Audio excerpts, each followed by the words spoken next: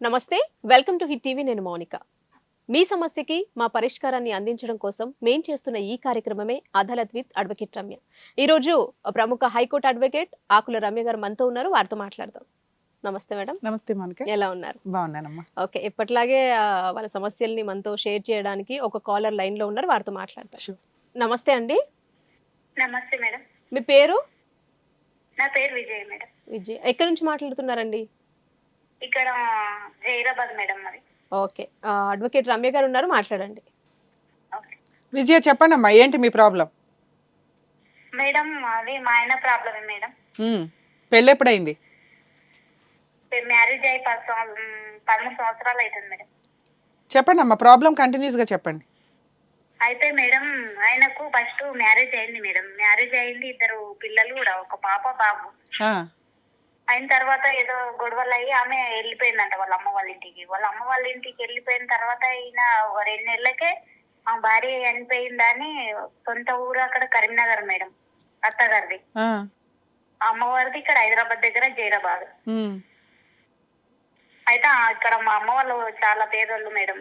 పేదోళ్ళు అయితే భార్య చనిపోయిందని వచ్చింది మేడం. ఆయన భార్య చనిపోయిందని వచ్చి నాకు చేసుకున్న తర్వాత కాదమ్మా, మీరేమి ఎంక్వైరీ చేసుకోలేదా? మీ ఎంత పేదోళ్ళన్నా వచ్చిన సంబంధం ఏంటి, కరెక్టా కాదా, ఆయన ఏం చేస్తాడు, వెనకాల బ్యాక్గ్రౌండ్ ఏంటి, వాళ్ళ ఇంటికి వెళ్ళి వాళ్ళ ఆస్తుపాస్తులు ఏంటి, ఇల్లు ఏమన్నా ఉన్నాయా అని అని చూసుకున్నప్పుడు పక్కింటి వాళ్ళన్నా చెప్తారు కదమ్మా. ఈయనకి ఆల్రెడీ మ్యారేజ్ అయింది, 2 పిల్లలు ఉన్నారని. ఎంక్వైరీ చేయలేదు మేడం. మరి మీ మిస్టేక్ అది, ఎంక్వైరీ చేయకపోవడం. వాడు మోసం చేయడానికి రెడీగానే ఉన్నాడు, ఎంక్వైరీ చేసుకోవడం మీ బాధ్యత కదా. సరే, ఓకే, తర్వాత నెక్స్ట్ ఏమైందమ్మా? పెద్ద మనుషుల వల్ల ఇక అప్పుడు చూడలేరు మేడం, దూరం ఉందని చూడలేరు. సరే అని చేసిండ్రు. చేసిన తర్వాత ఒక 1 నెల రోజుల తర్వాత ఆమె 8 సంవత్సరాల తర్వాత వచ్చింది మేడం. ఆ, 8 సంవత్సరాల తర్వాత వచ్చింది. బాబు ఈయనే ఉండే, బాబు మా దగ్గరనే ఉంటే, నేను తల్లి లేదు, బాబుని చూసుకోవాలి, మళ్ళీ పుట్టినోళ్ళు కూడా చిరసగం ఆస్తి హక్కు అని చెప్పిండు మేడం. ఉమ్, చెప్పిన తర్వాత ఆమె వచ్చిన తర్వాత బాగా టార్చర్ పెట్టి కొట్టి, చేతిర కొట్టి, ఎన్నకెల కొట్టి మేడం. వాళ్ళందరూ ఒకటై ఇప్పుడు నేను ఇక్కడ అమ్మ వాళ్ళ దగ్గరకు వచ్చి 5 సంవత్సరాలు అవుతుంది మేడం. 5 సంవత్సరాల నుండి అక్కడ పోతే ఉండనిస్తలేడు, అక్కడ పోతే ఉండనిస్తలేడు. ఇక్కడికి వస్తే మళ్ళీ ఇది తోలుకుంటలేడు మేడం. బాబుకు నాకేమన్నా న్యాయం చేయమని అంటే ఏం కూడా పట్టించుకుంటలేదు మేడం. ఫస్ట్ వైఫ్ తో పెళ్ళి ఎంతకాలం అయిందమ్మా ఆయనకి? 2 పిల్లలంటే? 2 పిల్లలు అంటే ఒక బాబు నేను పోయినప్పటికీ 7 సంవత్సరాల్లో బాబు ఉన్నాడు మేడం. సో అతనికి కనీసం అంతకు ముందు పెళ్ళై ఒక 7-8 సంవత్సరాలు అయ్యి ఉంటది. ఆ, నీకు పెళ్ళై ఒక 10 ఏళ్ళు అయింది, ఇందులో విడిపోయి 5 ఏళ్ళు అవుతుందా మీరిద్దరు? అవును మేడం. 5 ఏళ్ళు కలిసి ఉన్నావా నువ్వు అతనితో? 7 సంవత్సరాలు ఆయన దగ్గరనే ఉన్నా మేడం. 7 సంవత్సరాలు ఉన్నావు. అతను ఏం చేస్తాడు పని? వ్యవసాయం చేస్తారు మేడం. ఏమున్నాయి, పొలాలు ఏమున్నాయి, ఎన్ని ఎకరాలు ఉన్నాయి? 12 ఎకరాలు ఉంది పొలం మేడం. ఎక్కడి నుంచి వచ్చింది ఆయనకి 12 ఎకరాలు? వాళ్ళ పాతదే మేడం, వాళ్ళ డాడీ వాళ్ళ నాన్న వాళ్ళు సంపాదించింది. సరే, నువ్వు పెళ్లి చేసుకుని వాళ్ళ ఇంటికి వెళ్ళిన తర్వాత మరి ఆ ఫస్ట్ ఆవిడ గానీ ఆ పిల్లలు గానీ ఎప్పుడైనా ఇంటికి వచ్చారా?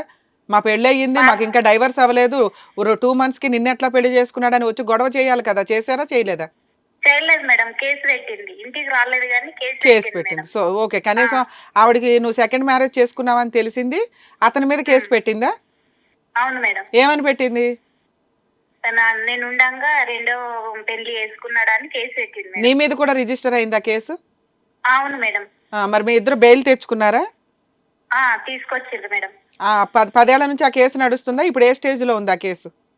అంటే ఇప్పుడు వాళ్ళు కాంప్రమైజ్ అయిపోయినారు మేడం. కాంప్రమైజ్ అయిపోయిన తర్వాతనే టార్చర్ పెట్టి ఆమె వచ్చిన తర్వాత, టార్చర్ పెట్టి ఎలా కొట్టిన తర్వాత వాళ్ళిద్దరు కాంప్రమైజ్ అయ్యి ఇప్పుడు మళ్ళీ ఆమెతోటే ఉంటుండు మేడం. ఆహా, ఓకే. కేసు విత్డ్రా చేసుకుందా ఆవిడ? చేసుకుంది మేడం. నీతో 7 ఏళ్ళు ఉన్న మీ ఇద్దరు 7 years ఉన్నారు కదమ్మా. అవును మేడం. ఆ 7 ఏళ్ళలో కేసు నడిచిందా మరి? నడిచింది మేడం. వాళ్ళ అమ్మ వాళ్ళ ఇంటి దగ్గరికి వెళ్ళే నడిచింది. ఓకే అమ్మా, ఓకే. తర్వాత ఈ 7 ఏళ్లలో ఏంటి నీ కష్టం ఏంటి? నువ్వు ఎందుకు బయటకు వచ్చేయాల్సి వచ్చింది? అంటే వాళ్ళ మాటలు విని కొట్టిండ్రు మేడం. కొట్టాలి, నాకు తాగొచ్చి ఎటు దొరికితే. అంతకు ముందు ఎవరెవరు ఉంటారు ఇంట్లో? అత్త, మామ, 2 పిల్లలు, ఈయన భార్య. 2 పిల్లలు ఎవరు? వాళ్ళ వైఫ్, ఫస్ట్ వైఫ్ కూడా మీతో పాటే ఉంటుందా?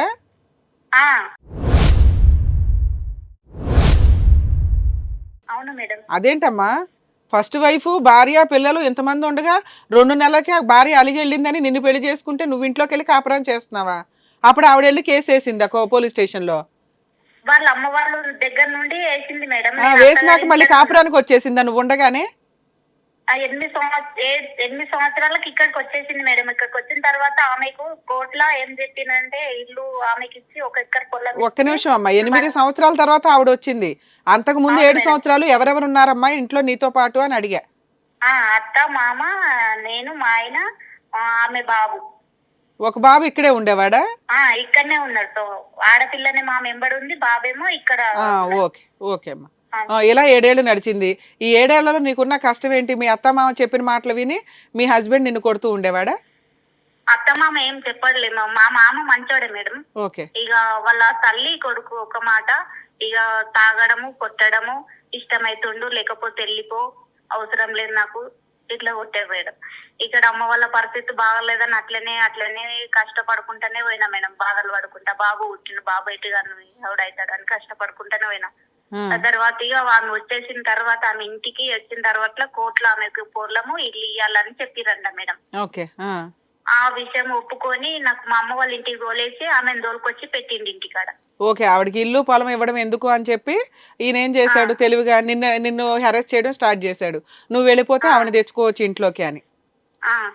కోర్టులో ఒప్పుకొని వచ్చి నాకు మా అమ్మ వాళ్ళ ఇంటికి వెళ్ళగొట్టేసి ఆమెను తీసుకొని వచ్చి పెట్టిన తర్వాత నాకు వేరే వాళ్ళు చెప్పిండ్రు, ఇట్లా ఆమె ఫస్ట్ భార్య వచ్చింది, నువ్వు వెళ్ళిపోయినావు అని అంటే నేను అప్పటికే వెళ్ళిపోయినా మేడం. ఇంటికి వెళ్ళిపోయిన తర్వాత అడిగిన, ఎందుకు వచ్చింది, మరి చనిపోయిందని అన్నావు, ఇప్పుడు ఆమె ముఖం చూడ అన్నావు, సరే చనిపోయింది అన్నాక 2 పిల్లలు ఉన్నారు, అట్లా బాధ పెట్టద్దు, సరే ఉండనని కూడా అన్నా మేడం. అంటే తర్వాత మరి ఆమె ముఖం చూడన్నావు, డైరెక్ట్ ఇంట్లో తెచ్చి పెట్టుకున్నావు అని అంటే, పిల్లలు ఉన్నారు, ఉంటే ఉండు, నువ్వు వెళ్ళిపోతే వెళ్ళిపో అని అన్నాడు మేడం. అంటే మరి 2 పిల్లలు ఉన్నావు, నువ్వు నన్ను ఎందుకు చేసుకున్నావు, మరి నా జీవితం ఎందుకు ఖరాబ్ చేసినావు అని నేను అడినా మేడం. తర్వాత ఇక ఊర్లో అందరుండి పోనీగా ఎందుకు, నీకు ఒక కొడుకున్నాడు, ఆమెకి 2 పిల్లలు ఉన్నారు, ఎవరిది వాళ్ళు తప్పుదాకా చేసుకోండి, బాగుండదని ఊర్లో చెప్పారు మేడం. చెప్తే నేను మా బావ వాళ్ళ ఇంట్లో కిరాయికున్నా మేడం. 1.5 సంవత్సరంన్నరకు కిరాయికున్నాం మా సొంత బావ వాళ్ళ ఇంట్లోనే. ఆమెకు సొంత ఇల్లు ఇచ్చేసారు. ఇచ్చిన తర్వాత మా అత్త, మా మామ నా దగ్గరనే ఉన్నాడు, ఆమె బాబు కూడా నా దగ్గరనే ఉన్నాడు. వాళ్ళ అమ్మ దగ్గరికి పోను అన్నాడు. 1.5 సంవత్సరంన్నర తర్వాత వాళ్ళందరూ ఒక్కటయ్యి బాగా టార్చర్ పెట్టిండు మేడం. ఆమె పెద్ద కొడుకు కొట్టిండు, మా ఆయన కొట్టిండు, ఆమె కొట్టింది. ఎందుకు వచ్చినావు, అవసరం లేదు, వెళ్ళిపో, నీకేముంది ఇడా అని అందరు కలిసి కొట్టేలో కొట్టేసారు మేడం. తర్వాత పెద్ద మనుషులను తీసుకొని పోయి పంచాయతీ కూడా పెట్టినాం మేడం. మొన్న రీసెంట్ గా పోయి కూడా పంచాయతీ పెట్టినాం మేడం నేను సర్పంచ్ దగ్గర. బాబున్నాడు, సరే నేను అవసరం లేదు కదా, ఆమెతోటే ఉండు, మీరు అందరు బాగానే ఉండండి, బాబుకు నాకేమన్నా న్యాయం చేయండి, ఆ బాబుని చూసుకొని బతుకుతాను, ఇట్లా కూడా అడిగిన మేడం. కాదమ్మా, ఇప్పుడు కోర్టులో అమ్మాయికి ప్రాపర్టీను ల్యాండ్ ఇవ్వమన్నారు, ఇచ్చేసాడా ఇవ్వలేదా? ఇవ్వలేదు మేడం. ఇవ్వలేదు, వాళ్ళు కాంప్రమైజ్ అయిపోయి కేసులు విత్డ్రా చేసుకుని వాళ్ళిద్దరు కలిసి ఉంటున్నారు. కలిసి ఉన్నారు మేడం. నువ్వు ఇప్పుడు పంచాయతీలు ఎన్నిసార్లు పెట్టావు ఇప్పటికి? పంచాయతీకి 4 సార్లు పోయినా మేడం. ఇక్కడ నుంచి పెద్ద మనుషులను తీసుకొని 4 సార్లు పోతే 4 సార్లు టైమింగ్లు పెట్టిర్రు మేడం. వాళ్ళ భార్య వాళ్ళ తమ్ముడు హైదరాబాద్ లో ఉంటాడు మేడం. ఆయన ఏం చెప్తే అది వింటాడు మేడం. ఈయన మా భర్త, ఆయన ఏమంటాడు, నేను ఉంటాను, అది నాకు ఇప్పుడు 2 పిల్లలు ఉన్నారు, ఎవరి దానికి వంచిస్తే నాన్న నేను చేసుకొని బతుకుతానంటే అవసరం లేదు, నువ్వు అవసరం లేదు, ఏమన్నా డబ్బులు మాట్లాడు, నువ్వు డబ్బులు మాట్లాడంటే డబ్బులు ఎందుకు మాట్లాడతాను, నాకు వారసుడు ఉన్నాడు, పొలం ఇస్తే నేను బతుకుతాను నేను అని నేను అన్నా మేడం. పొలం ఇమ్మని అడుగుతున్నావు, 1 ఎకరమో 2 ఎకరాలు ఎంత అడుగుతున్నావు నువ్వు? నేను ఎంత అడగలేదు మేడం. నేను మరి ఏం అడుగుతున్నావు, నీకేం కావాలి?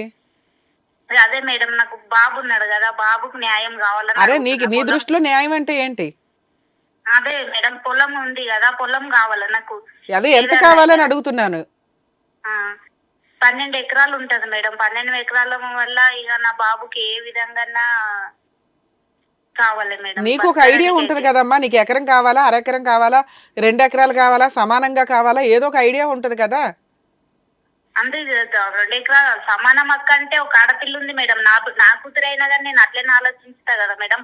నేనేమన్నా బాబు పేరు మీద 3 ఎకరాలు రిజిస్టర్ చేయమని అన్నా మేడం. బాబు ఎకరం ఎంత ఉంది? అది ఎకరికి అక్కడ 60 లక్షలకి ఎకర్ పోతుందంట మేడం. 60 లక్షలు ఉన్న ఎకరాన్ని నువ్వు 3 ఎకరాలు అడుగుతున్నావు. అవును మేడం, నేను అంతే అన్న, అంతకు మించి ఏం అనలేదు మేడం. సూపర్ అమ్మా. సరే ఇప్పుడు వాళ్ళు ఏమన్నారు?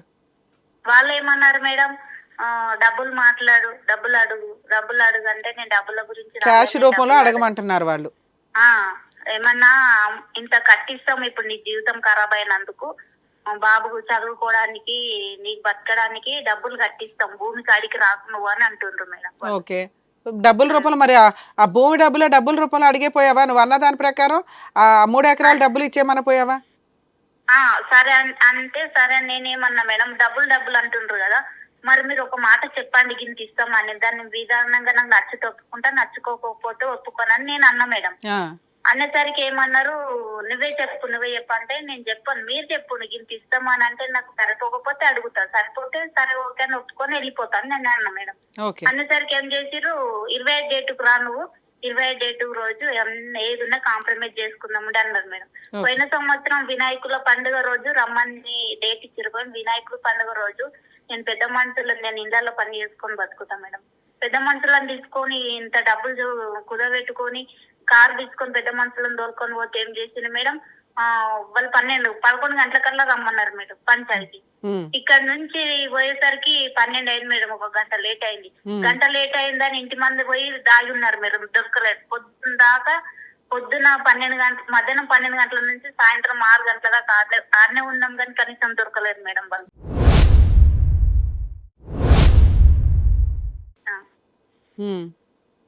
నెక్స్ట్ తర్వాత ఏమైంది? దొరకలా? నువ్వేనా కేసులు ఏమైనా ఫైల్ చేసావా? కేసు ఏం ఫైల్ చేయలేదు మేడం. నేను ఇక్కడ మా ఏరియాలో పోలీస్ స్టేషన్ వెళ్ళినా మేడం. పోలీస్ స్టేషన్ వెళ్తే ఇట్లా ఉంది అని అంటే ఏమన్నాడు, ఇక్కడికి చెయ్యంగా 6 నెలల నుండి ఫోన్ చెయ్యంగా ఒకసారి వచ్చి వెళ్ళిపోయినరు మేడం. ఒకసారి వచ్చిండ్రు వెళ్ళిపోయి. ఎవరు వచ్చారు? పోలీసులు వచ్చి వెళ్ళిపోయారా?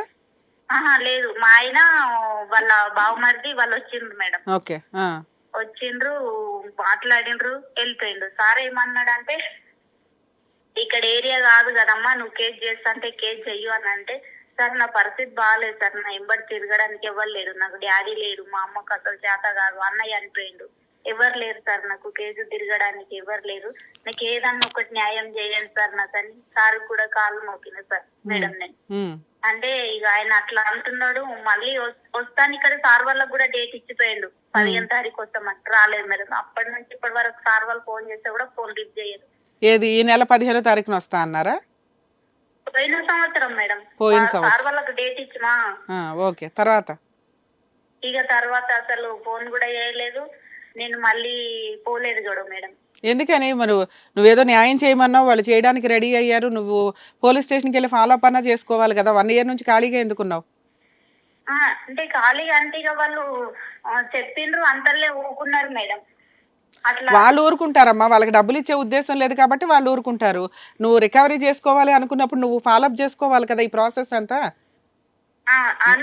అట్లా కూడా ఇక్కడ సంగారెడ్డికి ఇట్లా తెలిసిన వాళ్ళది మహిళా మండలి కోర్టు ఇట్లా పిలిపిస్తారంటే అక్కడ కూడా పోయినా మేడం నేను.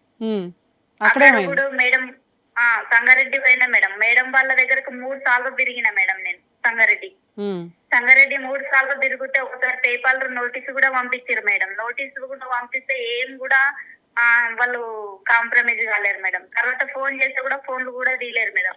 ఇప్పుడు నేను సంగారెడ్డి తిరగబట్టి కూడా 8 నెలలు అవుతుంది మేడం నేను తిరగబట్టి. వాళ్ళ చుట్టూ తిరిగిన మేడం. బాబుని తీసుకొని 2 సార్లు పోయినా, నేను ఒకదాన్ని 2 సార్లు పోయినా, తిరిగినే ఉన్నా మేడం. సరే, ఇప్పుడు నీకు ఫైనల్ గా మీ డౌట్స్ ఏంటి, ఏం అడగాలనుకుంటున్నారు?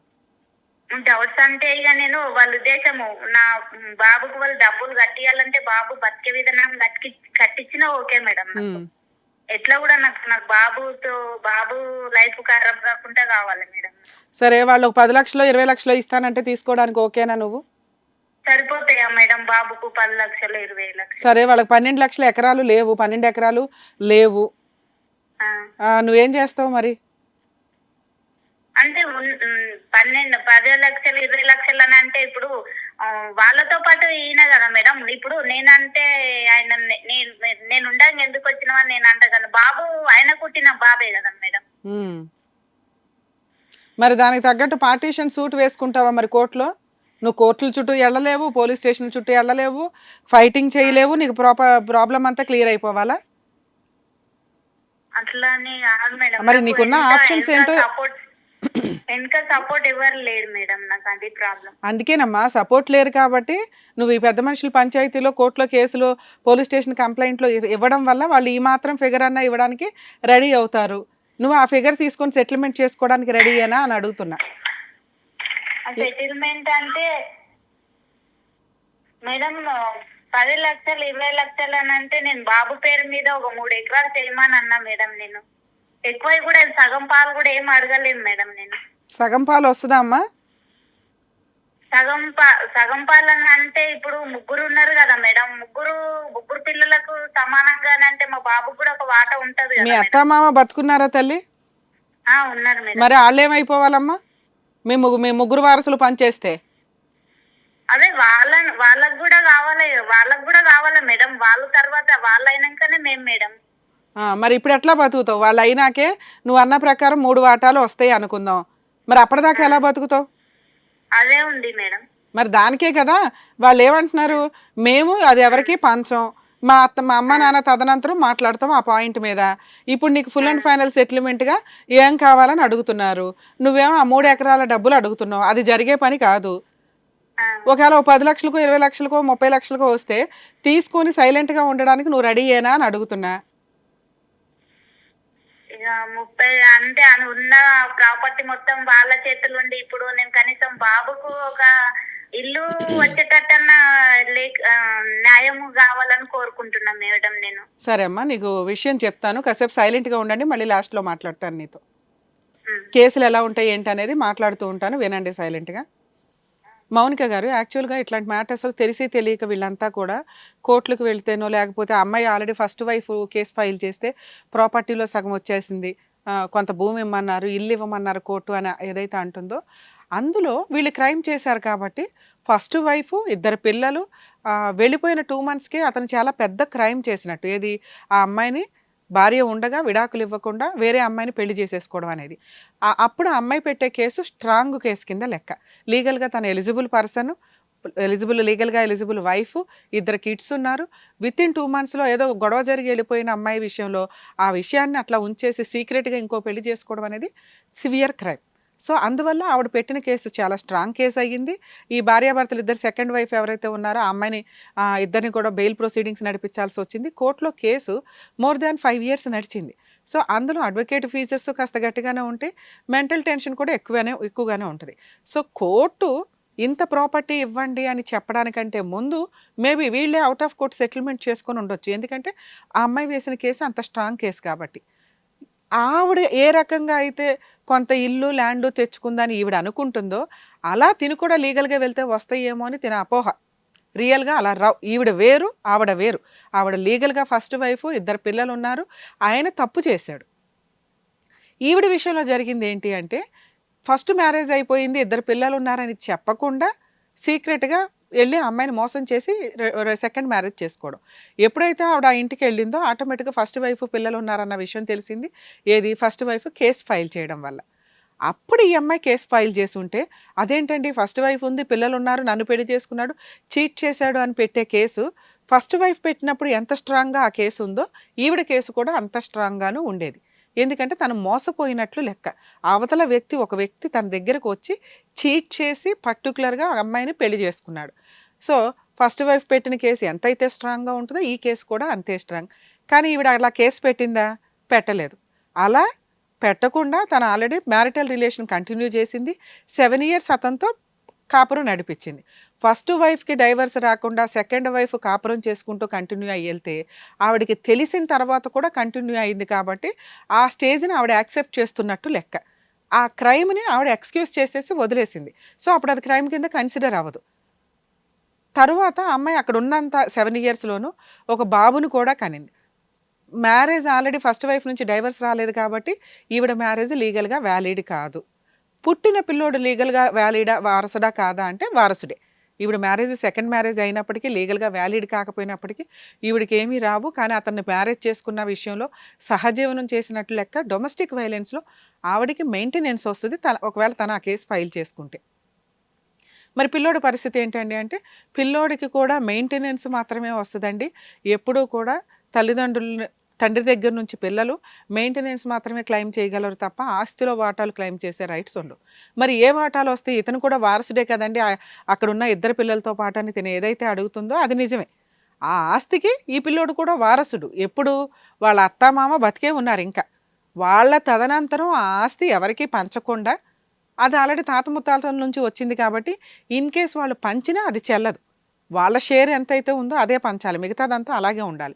సో ఆ పొజిషన్ మాట్లాడుకున్నప్పుడు ఎలా ఉంటుందంటే ఈ ప్రాసెస్లో ఆ ప్రాపర్టీకి సంబంధించి వాళ్ళ తదనంతరం ఎవరైనా రాయించేసుకున్నా కూడా ఈవిడ కావాలి అనుకుంటే వీళ్ళ పిల్లోడి తరపు నుంచి పిల్లోడిని ముందు పెట్టి తను గార్డియన్ కింద, ఒకవేళ పిల్లోడు అప్పటికి మైనర్ అయితే, ఇన్ కేస్ అప్పటికి పిల్లోడు మేజర్ అయితే పిల్లోడే డైరెక్ట్గా పార్టీషన్ సూట్ వేసుకోవడానికి ఉంటుంది.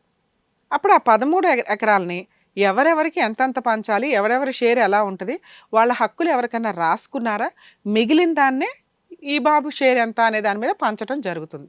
అలా తను ఒకవేళ ఆ కేసు ఫైల్ చేసుకుంటే అప్పుడు తనకు 3 ఎకరాలు వస్తుందా, 2 ఎకరాలు వస్తుందా, 1 ఎకరం వస్తుందా అనేది కోర్టులో జరిగే ఫైటింగ్ వల్ల పార్టీషన్ సూట్లో డిసైడ్ అవ్వాలే తప్ప ఫస్ట్ వైఫ్ ఒక ఇల్లు 1 ఎకరం 2 ఎకరాలు ఇచ్చేసారండి, నాకు కూడా అలా ఇచ్చేస్తే నేను ఇప్పుడు సెటిల్ చేసుకుని వెళ్ళిపోతానండి అంటే అలా ఎవరు ఇవ్వరు. అలా ఈ కేసు ఎప్పటికీ తేలదు. మరి ఇప్పటికి ఈవిడకున్న రైట్స్ ఏంటి? ఆల్రెడీ బయటకు వచ్చి 5 years అయింది. ఎంతవరకు వాళ్ళ దగ్గర నుంచి ₹1 వసూలు చేసుకోలే. ఎంతకాడికి పెద్ద మనుషులు పంచాయతీ పెట్టి కోర్టుల చుట్టూ నేను తిరగలేను కదండి, నాకు ఉన్నంతలో వచ్చినంత చాలండి అని కూడా అనట్లా. అడగడమేమో ఆకాశంలో అడుగుతుంది, దానికి తగ్గ ఫైటింగ్ చెయ్యట్లా. ఫైటింగ్ చేసినా ఇప్పుడు ఈవిడ ఎలిజిబుల్ కాదు. ఎప్పుడు ఎలిజిబుల్ అని చెప్పాను? అత్తమామ తదనంతరమే. సో ఇప్పుడు ఆవిడ చేయాల్సిన పని ఏంటి? లౌక్యంగా ఇన్ కేస్ పెద్ద మనుషుల్ని పెట్టుకొని 3 ఎకరాలు తను ఏదైతే అడుగుతుందో ఒకవేళ వాళ్ళు ఇస్తాము అంటే 100% భూప్రపంచంలో ఎవరు ఇవ్వరు. ఎందుకంటే ఈవిడ సెకండ్ వైఫ్, పిల్లోడికి ఈక్వల్గా ఇవ్వాలన్నా లేదు, వాళ్ళు కోర్టుకెళ్ళి తెచ్చుకోవాల్సిందే తప్ప. ఓకే అదృష్టం కొద్ది 1 ఎకరమో 2 acres ఇస్తామన్నారు, మా తదనంతరం ఇస్తాము అంటే అది రాయించుకొని ఓ 10 lakhs 20 lakhs 30 lakhs ఏదో ఫిజికల్గా కొంత అమౌంట్కి డిమాండ్ చేసి ఆ అమౌంట్ని పిల్లోడి పేరు మీద ఫిక్స్డ్ డిపాజిట్ చేసి వాడిని చదివించటమా ఏంటా అనేది చూసుకోవాలి. ఎప్పుడైనా ఆస్తి వాళ్ళ తదనంతరమే వస్తుంది తప్ప ఇప్పటికిప్పుడు పని చేసి పంపకాలు చేసి ఎవరు ఇవ్వరు. అది ఈవిడికి తెలియక ఈవిడేమంటుందంటే వారసుడు తనే కదండి, తనకు వచ్చే షేర్ ఏదో ఇచ్చిపడేమానండి, నేను ఇప్పుడే తీసుకొని యువతలకి వెళ్ళిపోతాను అని అంటుంది. అది ఎప్పటికీ జరిగే పని కాదు. తను రియలైజ్ అయితే తను చేయాల్సిన ప్రాసెస్ ఏంటో లీగాలిటీ ఇప్పుడు మాట్లాడుతుంది. అమ్మ విజయ గారు ఒకసారి వినండి అమ్మా. ఇప్పుడు దాకా మీకు చెప్పింది మీకు స్టోరీ అర్థమై ఉంటే కనుక మీకు ఆ ప్రాపర్టీలో మీ అత్తమామలు బతుకుండగా ఎటువంటి వాటాలు రావు. వాళ్ళ తదనంతరం ఇస్తాము అంటే ఏదైనా వీలునామా రాయించుకొని ఇప్పుడు ఏదైనా కేసులు వేయకుండా ఆపడం కోసం ఏదైనా మీరు 50 lakhs ఎంతో అడిగితే వాళ్ళు ఏమైనా 20 30 10 ఏదో ఒకటి ఇస్తానంటే మీకు నచ్చితే ఆ ఫిగరు తీసుకొని ఏ కేసులు ఫైల్ చేయకుండా పిల్లోడి మెయింటెనెన్స్ నిమిత్తం దాన్ని హోల్డ్ చేసి ఉంచుకోవడం బెటర్ ఆప్షన్. మీ అత్తమామల తదనంతరం మీ పిల్లోడి చేత మీరు పార్టీషన్ సూట్ వేయించుకోవచ్చు, లేదా అందరూ కూర్చొని పెద్ద మనుషులంతా పంపకాలు చేస్తే మీ అబ్బాయి వాటా మీ అబ్బాయికి వస్తుంది. లేదా మీరు ఇప్పుడు అడుగుతున్నారు మాకు ఆల్రెడీ ఆ పొలమే మాకు ఇప్పుడు ఇవ్వండి అని అడే పొలగాన్ని వాళ్ళు ఇవ్వడానికి రెడీగా లేరు. ఇప్పుడు ఇవ్వమని కూడా అనలేదు మేడం, బాబు పేరు మీద చెయ్యండి అన్న. అవునమ్మా, బాబు పేరు మీద ఎప్పుడు చేయాలి? వాళ్ళ తదనంతరమే కదా. ఇప్పుడు చేస్తే ఉపయోగం ఏముంది? వాళ్ళు ఇవ్వడానికి రెడీగా లేరు కదా. ఇప్పుడు మా బాబు పేరు మీద చేయడం అంటే ఇప్పుడు పంచండి అని నీ ఉద్దేశం. ఇప్పుడు పంచండి అంటే ఇప్పుడు పంచడానికి వాళ్ళు రెడీగా లేరు, పంచాల్సిన అవసరం కూడా వాళ్ళకి లేదు. అది మీరు రికగ్నైజ్ అవ్వాలమ్మా. వాళ్ళ తదనంతరమే ఇస్తాము, ఈలోపు పంపకాలు వీలునామా ప్రకారం ఇదిగోండి ఇంకెవరో కొట్టేయకుండా ఈ 2 ఎకరాలు ఈ పిల్లోడికి అని వాళ్ళు రాస్తే మీరు యాక్సెప్ట్ చేయడం ఒకటే మీకున్న ఆప్షను. ఒకవేళ వాళ్ళు రాయలేదు, ఏం చేసుకుంటారో చేసుకోండి అన్నారు. మీరు కేసులు వేసుకుంటేనే ₹1 వసూలు చేసుకోగలుగుతారు తప్ప మీరు సైలెంట్గా కూర్చుంటే ఎప్పటికీ ఆ రూపాయి కూడా మీకు రాదు. ఆస్తి వచ్చేది ఎప్పటికైనా వస్తుంది. ఇప్పటికిప్పుడు మీరు అడుగుతున్నది జరిగే పని కాదు. వాళ్ళు బతుకుండగా ఎవరికి ఆస్తులు పంచరు. మీరు చేయాల్సిన పని ఏంటి? ఆస్తులు పంచుతారా? ఇవ్వండి, నాకేమి ఇస్తారో ఇవ్వండి. లేదా ఇదిగోండి ఈలోపు పిల్లోడిని స్కూల్కి పంపించాలి, కాలేజీకి పంపించాలి, వాడికి ఇంత ఖర్చులు అవుతున్నాయి కాబట్టి నెల నెల ఒక 20,000 30,000 మెయింటెనెన్స్ అడగండి. మెయింటెనెన్స్ వస్తూ ఉంటుంది ఈ లోపు. నువ్వు ఇప్పుడు ఆస్తి పంపకాలు జరగాలని 5 ఏళ్ల నుంచి ఖాళీగా కూర్చున్నావు. 5 ఏళ్ల నుంచి రావాల్సిన మెయింటెనెన్స్ ఆగిపోయింది కదా. అంటే నేను ఆస్తి పంపకాలు చెయ్యట్టే అని అడగలేదు మేడం. నీకు ఏం కావాలని వాళ్ళు అడిగితే నేను అడిగిన మేడం. నేను అదేనమ్మా, నీకు కావాల్సింది అడిగావు. ఇప్పుడు అలాగే దాంతో పాటు వాళ్ళు ఇవ్వనంటున్నారు కదా, అది ఆ, దాని బదులు ఏమి ఇస్తానంటున్నారు? బల్క్ గా ఏదైనా అమౌంట్ ఇస్తామమ్మా నీకు అంటున్నారు. ఆ బల్క్ గా అమౌంట్ 50 లక్షలు అడుగుతావో 1 crore అడుగుతావో అడుగు. ఆ, అడిగి దాన్ని ఫిక్స్డ్ డిపాజిట్ చేసుకో. నీ ఆస్తిలో వాటా ఏదైతే ఉందో మీ బాబుకి రావాల్సింది దాన్ని రిజర్వ్ చేసి పెట్టుకో. మీ తదనంతరమే అది పంచండి, ఈ లోపు నాకు ఇది ఇవ్వండి ఆ, అని అడిగితే నీకు ₹1 అటు ఇటుగా మ్యాటర్ సెటిల్మెంట్ అవుతుంది. ఇన్ కేసు నువ్వు అడిగావు వాళ్ళు ఇవ్వను అన్నారనుకో, నీకున్న ఆప్షన్ పోలీస్ స్టేషన్కి వెళ్ళి 498 కంప్లైంట్ ఫైల్ చేయటం అందరి మీద. ఆ, డొమెస్టిక్ వైలెన్స్ అని మెయింటెనెన్స్ కేసు, అందులో మెయింటెనెన్స్ కూడా అడగండి అమ్మ. గృహ హింస చట్టం అని, ఆ, అందులో మీరు ఈ ప్రాపర్టీలో మీ అబ్బాయికి రావాల్సిన పార్టీషన్ అడగొచ్చు, ప్రాపర్టీ షేర్. ఉమ్, అలాగే నెల నెల మీ అబ్బాయికి నీకు ఒక 30,000 మెయింటెనెన్స్ ఇమ్మని అడగొచ్చు. అర్థమవుతుందా? ఆ, ఈ 2 కేసులు నువ్వు వేస్తే ఇప్పుడు ఫస్ట్ వైఫ్తో ఏ రకంగా అయితే మీ ఆయన సెటిల్మెంట్ చేసుకొని ఇంత అమౌంట్ ఇస్తాను, ఇంత ప్రాపర్టీ ఇస్తాను నీకు అని ఒప్పుకొని ఇంటికి వచ్చాడో, అలా నీతో ఏదైనా ఒప్పుకొని సెటిల్మెంట్ చేసుకోవడానికి అవకాశం ఉంది. ఆ సెటిల్మెంట్ ఎప్పుడైనా కానీ ఎలా ఉంటుంది అంటే, ఆస్తి ఏదన్నా కానీ పెద్దవాళ్ళ తదనంతరమే పంపకాలు చేయడం, వీళ్ళ షేర్ ఏదైతే ఉండడమో అది ఇవ్వడం జరుగుతుంది. అది ఎంత అని రాయించుకో ఒకటి. బల్క్గా ఏదైనా అమౌంట్ తీసుకొని ఫుల్ అండ్ ఫైనల్ సెటిల్మెంట్ చేసుకోండి. విడాకులు ఇవ్వాల్సిన అవసరము లేదు ఈ కేసులో, మీకు అంత నెసెసిటీ కూడా లేదు కాబట్టి. వచ్చిన అమౌంట్ ఏదన్నా బల్క్గా తీసుకొని ఫిక్స్డ్ డిపాజిట్ చేసుకో అమ్మా అని నా సజెషన్. ఎందుకంటే తెలిసి తెలియక మీరు వాళ్ళ దగ్గరికి వీళ్ళ దగ్గరికి ఎన్ని సంవత్సరాలు వెళ్ళినా ఇదే ప్రాసెస్. కాబట్టి ఇప్పుడు ప్రజెంట్ మీరు చేయాల్సిన పని, ఇప్పుడు నేను చెప్పిన సజెషన్ ప్రకారం పెద్ద మనుషుల ద్వారా ఇంకొకసారి ట్రై చేయండి. ఆస్తి ఏదైతే ఇస్తారో అది వాళ్ళ తదనంతరమే ఇవ్వమనండి, కానీ రాయమని చెప్పండి. ఎందుకంటే రేపొద్దుట నిన్ను ఎవరు మోసం చేయకూడదు కదా. ఆ, అలాగే ఇప్పుడు మేము బతకడానికి పిల్లోడు మెయింటెనెన్స్ నిమిత్తం ఇదిగోండి 30 లక్షలు ఇమ్మనండి ఆ, మేడం. అని అవి వరకు తీసుకొని సైలెంట్గా ఉండు. మీ అత్త మామ తదనంతరం ఆస్తిలో వాటా కోసం మాట్లాడు. మళ్ళీ ఒకవేళ వాళ్ళు ఇవ్వకపోతే రాసి ఇచ్చిన పేపర్ ఉంటుంది కాబట్టి కోర్టు మీకు ఆల్రెడీ ఆ ప్రాపర్టీ అలాట్ చేస్తుంది. ఆ, ఇది బెటర్ ఆప్షన్ అమ్మా మీ కేసులో. సరేనా? సరే మేడం. ఆల్ ది బెస్ట్ అమ్మా, జాగ్రత్త. Thank you. మౌనిక గారు, చాలా కేసుల్లో ఏం చేస్తూ ఉంటారంటే తెలియక ఆస్తిలో వాటాలు వచ్చేస్తే వారసుడు కదా, వాళ్ళకి ఇచ్చిన షేరే మా పిల్లోడికి కూడా ఇస్తారు అని ఆల్రెడీ సీనియర్ సిటిజన్స్ ఉన్నారు. వాళ్ళ తదనంతరమే ఆస్తి పంపకాలు జరుగుతాయి. మేబీ వాళ్ళకి ఇష్టం ఉండి పంచితే అది ఓకే, కానీ ఇప్పుడు వాళ్ళు ఇష్టపడట్లా. ఆల్రెడీ అక్కడ ఇద్దరు, ఆల్రెడీ ఫస్ట్ వైఫ్ అక్కడే ఇంట్లోనే ఉంది, ఫస్ట్ కోడలు, మనవాళ్ళు మనవరాలు అక్కడే ఉంది. ఈవిడ అనే పాత్రని ఆల్రెడీ వాళ్ళంతా గొడవపడి ఇంట్లో నుంచి బయటికి తరిమేసినట్టు. సో ఈ పిల్లోడికి కూడా షేర్ వస్తుంది, వాళ్ళు ఇచ్చినా ఇవ్వకపోయినా. ఆవిడకి ఇది తెలియక ఇప్పుడే కావాలి. ఎలా బతకాలండి పిల్లోడు? ఆస్తి పంపకాలు అనేవి ఇప్పుడు జరగవు.